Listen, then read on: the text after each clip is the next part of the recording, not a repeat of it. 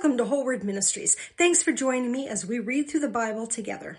In this session, we'll be reading Genesis chapter 10 from the English Standard Version. I'll be putting God's sacred name back into his word as I read, as I always do. Anywhere that you see either Lord or God in all caps, that's where God's sacred name belongs. But the translators have removed his name from his word. For more information on his name, please read or watch our study, Who is Yahweh Elohim? And I'll link it for you in the video description. Now, you might be tempted to skip this session expecting it to be boring, but I'm going to be discussing not only scripture, but also world history and genetics and how all three fit together. Answers in Genesis, the ministry with the two-scale ark in Kentucky that I mentioned in an earlier session, that's the Ark Encounter, has a scientist working with them named Dr. Nathaniel Jensen. He studies DNA and genetics. He traces the Y haplogroups through history. The Y haplogroup is traced only through the men of a family tree because women don't have Y chromosomes. It's amazing research that he's doing, and on the Answers in Genesis YouTube channel, he has a video series discussing his research. I'll put a link to it in the description below as well. I'll be referencing his book throughout this session, and it's going to be exciting and interesting. So let's get started. Chapter 10, verse 2. The sons of Japheth, Gomer, Magog, Madai, Yavan, Tubal, Meshach, and Tiras. The sons of Gomer, Ashkenaz, Riphath, and Togarmah.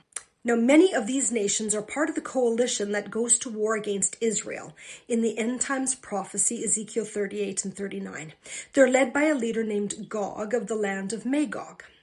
Verse 4. The sons of Yavan, Elisha, Tarshish, Kittim, and Dedanim. From these, the coastland peoples spread in their lands, each with his own language, by their clan, in their nations. Now, the Hebrew name Yavan is translated as Greek throughout the rest of the Old Testament. In the prophecies of the book of Daniel, Yavan has a very important role. So when you're reading scripture and you see the name Greece, just know it's actually supposed to be Yavan, which is all the land of Europe. So from scripture, those are the nations descended from Japheth. From traced, Dr. Jensen believes that the IJ Y haplogroup are the descendants of Japheth and may have been the Hittite Empire of modern-day Turkey. The history books show the first Hittite kingdom existing from before 1750 BC and reaching its peak around 1400 BC. This fits perfectly with the time frame for this Y haplogroup living in that area. Dr. Jensen believes that, based on DNA, the IJ Y haplogroup, shown here on the map, divided sometime between the 2200s BC and the 1800s BC, with one group given the designation I migrating to modern-day Greece. These people were the original Europeans. They were the descendants of Japheth that the Bible calls Yavan. Then Y haplogroup J further divided around the time of the Bronze Age collapse, which was 1180 BC. Some of those people moved down into the Arabian Peninsula and blended with the Ishmaelites, and some migrated into modern-day Iran and formed the Median and Persian empires. Let's look at all this on a timeline, and we'll see how scripture, the history books, and DNA all come together to show us the story of what happened to Japheth's descendants. The first section of the timeline shows us the flood happened in 2327 BC. The Tower of Babylon, or also known as Babel, was 2221 BC. The Tiran's culture began in Greece shortly after the Tower of Babylon, and I and JY haplogroup split sometime between the Tower event and when Isaac blessed Jacob in 1812 BC. Now, the middle section of the timeline shows the mid-Judges period of the Israelites began around 1200 BC, which is also the time of the late Bronze Age collapse. This collapse triggered the migration of the JY haplogroup to the south and the east, which caused the division that we see in J1 and J2. In the last section of the timeline, we see Israel is captured by Assyria in 741 BC, which is around when the Medes appeared in northwestern Iran. In 609 BC, Judah is captured by Babylon, which is around the same time that Assyria is conquered by the Medes. In 539 BC, the Medes and Persians conquer Babylon. And finally, in 330 BC, Alexander the Great of Yavan conquers Medo-Persia. These events will show up again in Scripture as we read through the books of the Old Testament. So now you have an overall view of the history, and as we read about them again, you'll be able to recognize how it all fits together. Here's a quick look at Japheth's family tree in relation to the Y haplogroups. One line of Japheth's descendants became the Mycenaean and Minoan cultures of Europe, who then migrated away and became the Vikings, the Germanic tribes, the Romans, and the Greeks. The other line of this tree were the Hittites, who, because of the late Bronze Age collapse, migrated away and became the Arabs and the Medians. Next, we move on to Ham's family tree. Verse 6, the sons of Ham, Cush, Egypt, Put, and Canaan. The sons of Cush, Sheba, Havilah, Sabta, Rama, and Sabteca. The sons of Rama, Sheba, and Dedan. I'm sure you recognize some of these names as being the people who settled Africa, with the exception of Canaan, who lived with his mother and grandfather in the land that would later be called by his name, the land of Canaan, where the city of Jerusalem is. The name Egypt in this verse is actually Misraim in Hebrew. Verse 8, Cush fathered Nimrod. He was the first on the earth to be a mighty man. He was a mighty hunter before Yahweh. Therefore it is said, like Nimrod, a mighty hunter before Yahweh. The word mighty here is the Hebrew gibor, and it means warrior, tyrant, giant, strong man, mighty one. Nimrod became a military leader, warrior, and tyrant of the people before the Tower of Babylon. Now, why am I calling it the Tower of Babylon instead of the Tower of Babel?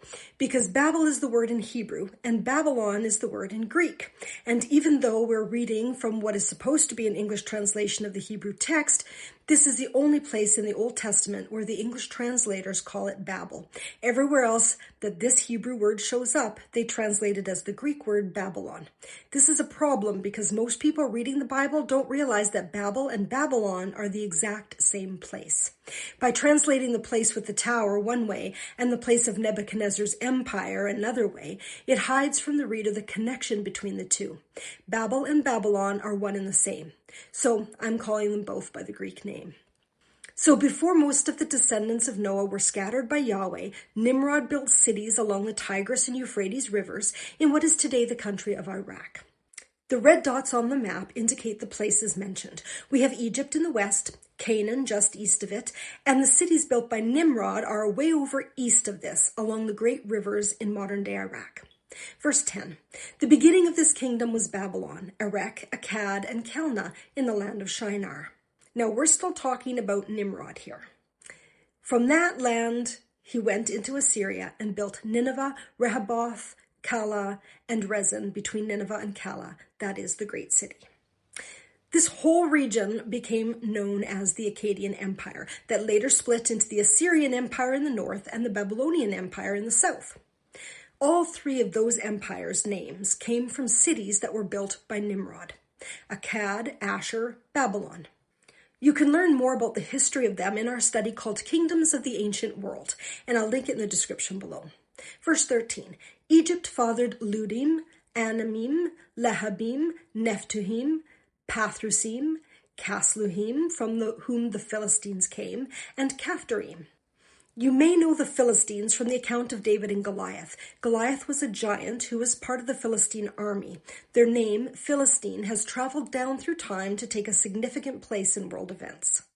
The 12th century BC Egyptians called these people the Peliset, and in the 8th and 9th century BC, the Assyrians referred to them as Pelistu. The Greeks in the 5th century BC called a district of Syria by the name Palestine, although there's no evidence of the place name on any Greek coins or inscriptions. Then in the 2nd century AD, after the Jewish Bar Kokhba revolt, the Roman province called Judea was renamed Syria Palestina, literally Palestinian Syria. Okay, moving on to verse 15. Canaan fathered Sidon, his firstborn, and Heth, and the Jebusites, the Amorites, the Girgashites, the Hivites, the Arkites, the Sinites, the Arvadites, the Zemarites, and the Hamathites.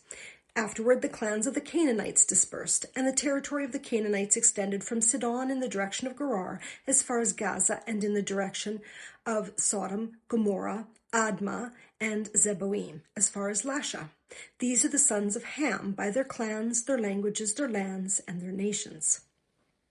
Here's Ham's family tree based on DNA.